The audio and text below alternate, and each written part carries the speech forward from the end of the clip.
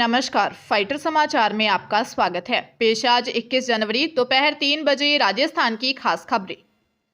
श्रीगंगानगर जिले में करीब एक माह से अधिक समय से खाली पड़े नगर परिषद के सभापति के पद पर अब नियुक्ति की गई है। इस पद पर वार्ड नंबर 36 की पार्षद गगनदीप कौर पांडे को लगाया गया है। मंत्री झाबर सिंह खरा की स्वीकृति के बाद स्वायत्त शासन विभाग ने इस संबंध में आदेश जारी कर दिए हैं। हालांकि सभापति पद के लिए अनेक नाम चर्चा में थे। इसी बीच सभापति के पद पर गगनदीप कौर को नियुक्ति के साथ ही इस तरह की चर्चाओं पर विराम लग गया है। जहां गगनदीप कौर के समर्थकों में खुशी की लहर है, तो वहीं दूसरी तरफ इस पद के लिए लाइनों में लगे अनेक दावेदार निराश हो गए। 1-2 दिन से गगनदीप कौर इस पद पर कार्यभार ग्रहण कर लेंगी। ज्ञात रहे कि सभापति के पद पर श्रीमती करुणा अशोक चांडक कार्यरत थी। विधानसभा चुनाव में उन्होंने कांग्रेस की टिकट नहीं मिलने की सूरत में निर्दलीय के रूप में चुनाव लड़ा।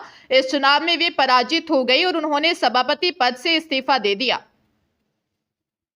121 विधायक अब जल्द ही नए फ्लैट या आवासों में जाएंगे। उनके लिए नए फ्लैट व आवास आवंटित कर दिए गए हैं। विधानसभा प्रमुख सचिव महावीर प्रसाद शर्मा की ओर से आदेश जारी किए हैं। विधानसभा के पश्चिमी द्वार के सामने नए फ्लैट 117 विधायकों को आवंटित किए हैं, जबकि 3 सदस्यों को गांधीनगर में और 1 सदस्य को विधायकपुरी में आवास आवंटित किया है। नए फ्लैट्स में 24 विधायकों को A1 ब्लॉक, 31 को A2, 25 को A3 और 29 विधायकों को A4 ब्लॉक में फ्लैट दिए गए हैं, जबकि 8 विधायकों को B1 ब्लॉक में जगह दी गई है। ज्योति नगर स्थित एक फ्लैट कांग्रेस प्रदेश अध्यक्ष गोविंद सिंह डोटासरा को भी आवंटित किया है। पंजाब में 7 जिलों के 13 टोल प्लाजा 3 घंटे के लिए फ्री कर दिए गए। बंदी सिखों की रिहाई की मांग को लेकर कौमी इंसाफ मोर्चा और किसान संगठनों ने यहां धरना दिया। इसके बाद यहां से गाड़ियां फ्री आती जाती रही। टोल प्लाजा दोपहर 2 बजे तक फ्री रहे। प्रदर्शन को देखते हुए टोल बूथों पर तैनात सारे कर्मचारी वहां से हट गए। कौमी इंसाफ मोर्चा के नेताओं का कहना है कि बीते 1 साल से पंजाब चंडीगढ़ बॉर्डर पर उनकी तरफ से धरने दिए जा रहे हैं। 6 जनवरी को पूरा 1 साल बीत गया, लेकिन न केंद्र और न ही राज्य सरकार की तरफ से उनकी मांगों को लेकर उचित कदम उठाए गए हैं। वह इंसाफ मोर्चे के आह्वान पर किसान संगठन समर्थन में आए हैं। इसके बाद अब बंदी सिखों की रिहाई के लिए मोर्चे की तरफ से संघर्ष तेज करने की घोषणा की गई है।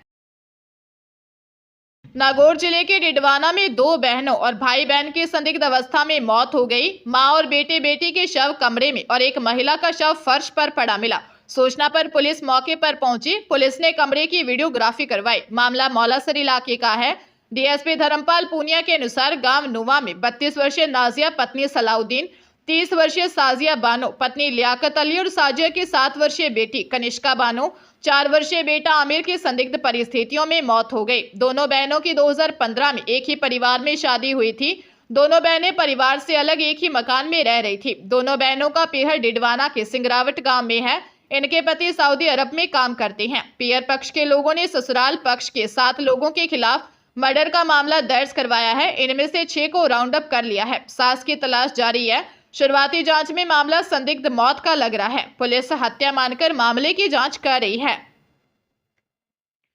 राजस्थान माध्यमिक शिक्षा बोर्ड यानी RBSC की ओर से सत्र 2023-24 के लिए 10वीं परीक्षा में शामिल होने वाले स्टूडेंट्स के रोल नंबर अगले सप्ताह जारी होने की संभावना है। बोर्ड प्रशासन ने इसके लिए सभी तैयारी कर ली है। बता दें कि 12वीं के एग्जाम में शामिल होने वाले स्टूडेंट्स के रोल नंबर पहले ही जारी हो चुके हैं और वर्तमान में रेगुलर स्टूडेंट्स के प्रैक्टिकल एग्जाम चल रहे हैं। इन परीक्षाओं में 20 लाख से ज्यादा स्टूडेंट्स शामिल होंगे। नियमित स्टूडेंट्स के प्रैक्टिकल एग्जाम 18 जनवरी से शुरू हुए जो 14 फरवरी तक चलेंगे। स्वयं पाठी परीक्षार्थियों के 15 से 20 फरवरी के बीच होंगे।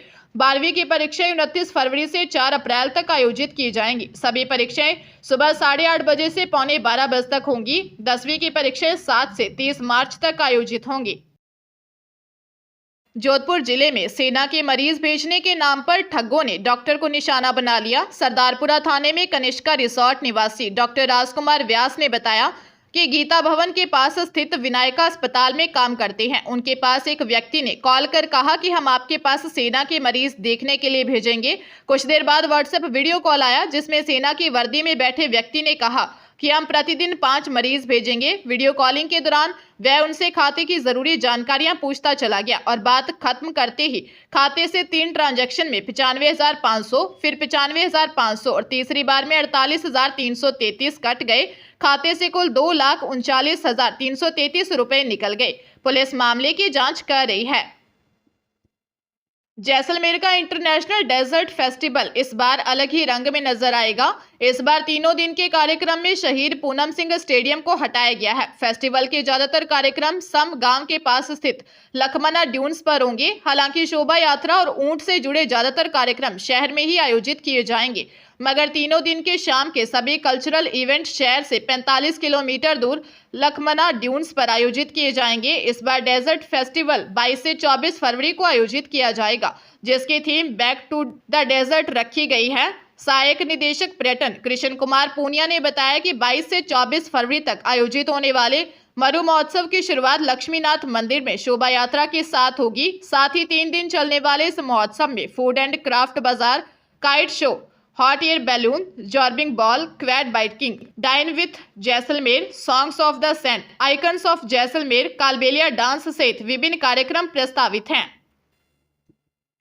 सेंट्रल बिल्डिंग रिसर्च इंस्टीट्यूट ने टेक्निकल असिस्टेंट के पदों पर भर्ती के लिए उम्मीदवारों से आवेदन मांगे हैं। CSIR CBIR भर्ती के जरिए टेक्निकल के कुल 24 रिक्त पदों को भरा जाएगा। उम्मीदवार cbri.res.in पर आवेदन कर सकते हैं। अभ्यर्थियों की अधिकतम आयु सीमा 28 वर्ष होनी चाहिए। OBC वर्ग के उम्मीदवारों को 3 साल, SC/ST वर्ग के उम्मीदवार को 5 व दिव्यांगों को 10 साल की छूट मिलेगी। अभ्यर्थी किसी मान्यता प्राप्त संस्थान या यूनिवर्सिटी से न्यूनतम 60% अंकों के साथ कम से कम 3 वर्ष के फुल टाइम संबंधित इंजीनियरिंग विषय में डिप्लोमा होना चाहिए।